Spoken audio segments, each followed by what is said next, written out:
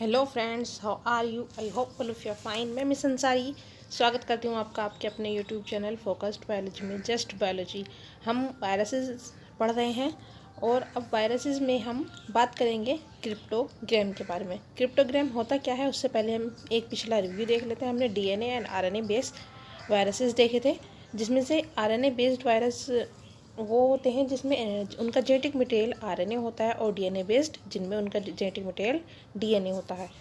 तो हमने इनके बारे में बात की थी। ये सिंगल स्टैंडर्ड हो सकते हैं और डबल स्टैंडर्ड हो सकते हैं।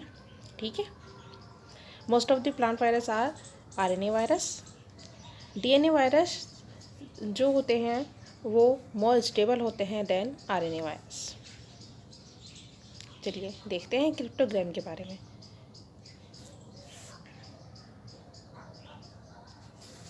Cryptogram according to name of virus consist of two parts. एक कॉमन नेम होता है और एक कोडेड इन्फॉर्मेशन होती है। जो कॉमन नेम होता है वो उसका फर्स्ट पार्ट होता है और जो कोडेड इन्फॉर्मेशन होती है उसको हम कहते हैं क्रिप्टोग्राम। क्रिप्टोग्राम होता क्या है? अगर कोई आपसे पूछने लगे कि क्रिप्टोग्राम होता क्या है तो आप उसको सीधा सा एक आंसर कर सकते हैं एक लाइन में। Cryptogram is the coded information of any type of virus. यानी कि किसी भी वायरस की कोडेड इन्फॉर्मेशन जो होती है वो क्रिप्टोग्राम कहलाता है। चलिए आगे देखते हैं।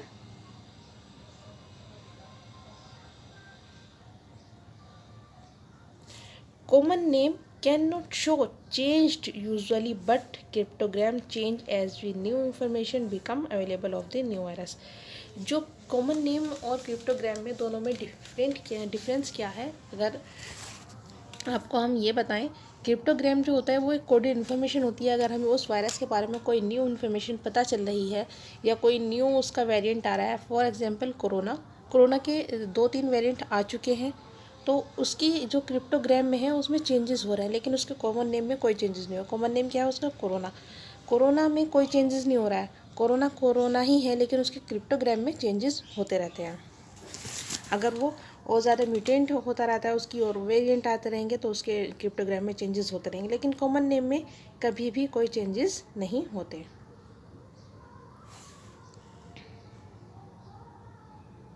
सो cryptogram is the coding language of brief symbol of virus which describe characteristic of viruses।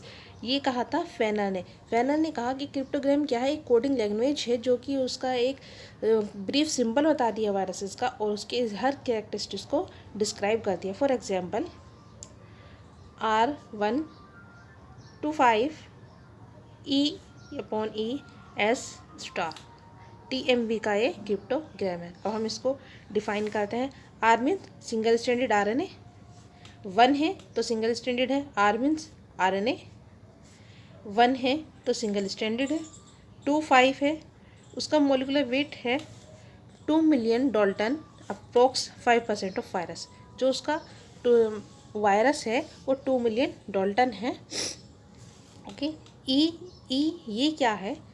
Capsid elongated है एंड सिमेट्री भी इनकी इलोंगेटेड है।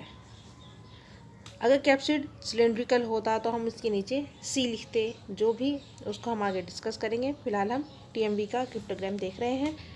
ये क्या है? एस एंड स्टार, इसको देखते हैं। S means attached seed plant, S means seed plant and vector unknown है। इसका वेक्टर अननोन है। स्टार मीन्स वेक्टर अननोन है। सो ये था क्रिप्टोग्राम ऑफ TMV। देखिए, RNA single standard, 2 molecular weight of 5%, elongated है एंड कैप्सिड भी इलोंगेटेड है। सिमेट्री एंड कैप्सिड यहाँ इलोंगेटेड दोनों ही हैं।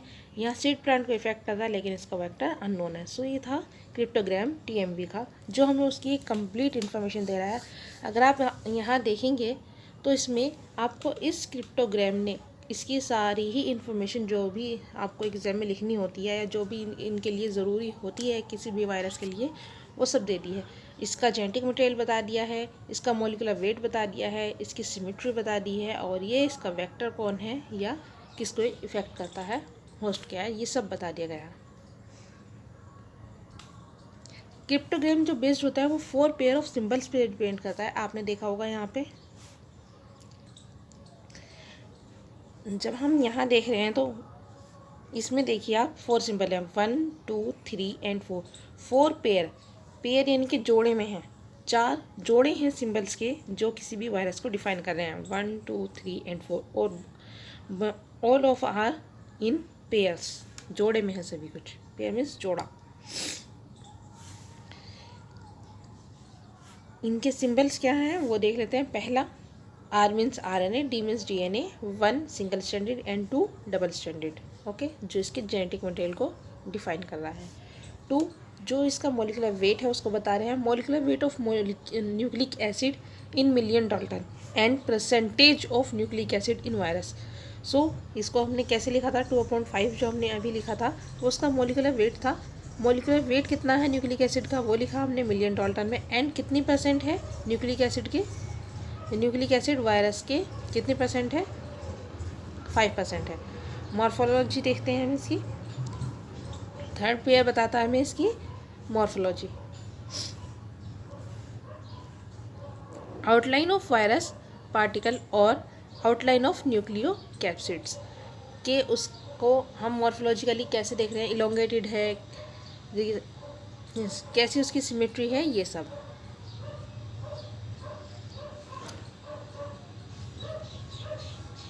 सिंबल 4 क्या बताता है हमें, काइंड्स ऑफ होस्ट। चलिए हम पहले ये देख लेते हैं इसकी सिमेट्री के लिए। E means elongated, S means spherical, X means complex, E अगर कैपिटल E है तो इलोंगेटेड है, और अगर स्मॉल E है तो वो इन्वेलप्ड है, ओके। चलिए kind of host and nature of vector. S means seed plant, F means fungi, B bacteria, V vertebrate, IV invertebrate.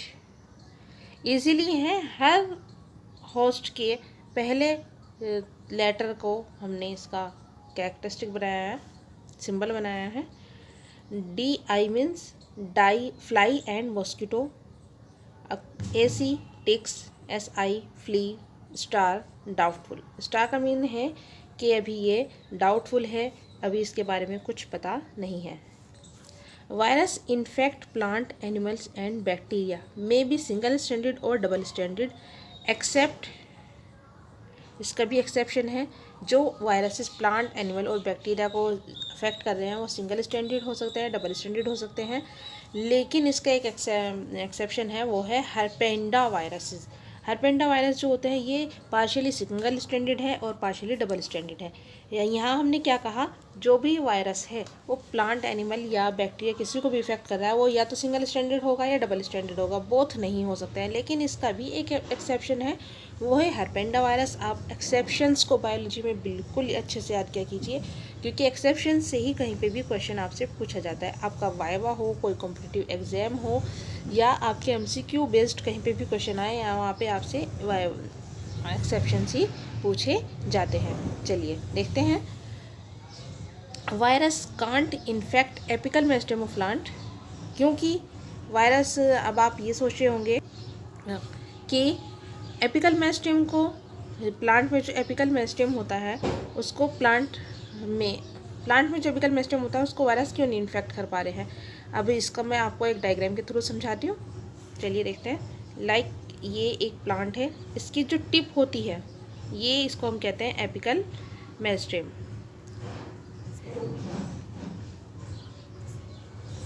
ठीक है।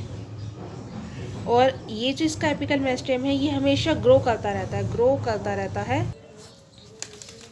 सो इसकी ग्रोथ की वजह से इसको कोई भी वायरस अटैक नहीं कर पाता, क्योंकि इसकी ग्रोथ होती रहती है। जो चीज़ बढ़ती रहती है उसको वहाँ पर वायरस इफ़ेक्ट नहीं कर पाता है।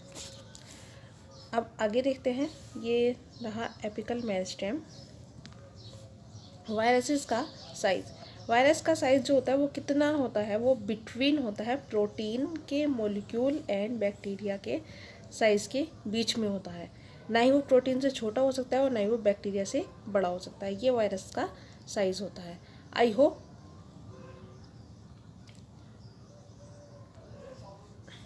आपको वीडियो पसंद आई होगी।